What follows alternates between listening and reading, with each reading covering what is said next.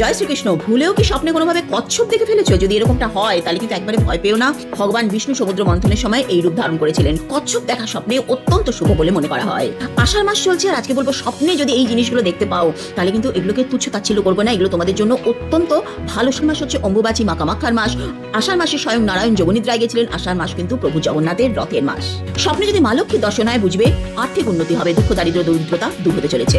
স্বপ্নে যদি by chance ইঁদুর দেখে ফেলো তাহলে বুঝবে শ্রী গণেশের কৃপা রয়েছে। আর গণেশের কৃপা মানেই মান সম্মান যশ তোমার বৃদ্ধি হতে চলেছে। তোমরা কোনো মন্দিরে গেছো দেখো তাহলে সেটাও খুব ভালো, কারণ কি অবচেতন মনে প্রভু ঈশ্বরের কাছে পৌঁছে যাচ্ছে।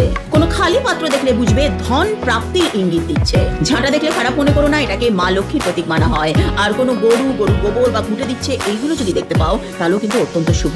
আবারও বলে দিচ্ছি এই স্বপ্নগুলোর ব্যাপারে কিন্তু কাউকে কখনো বলবে না, কারণ কি স্বপ্ন বলে দিলে পরে তার এফেক্টটা কমে যায়, সত্যি হওয়ার সম্ভাবনা অনেকটা কমে যায়। কমেন্ট সেকশনে হর হর মহাদেব, জয় শ্রীকৃষ্ণ অবশ্যই লিখো।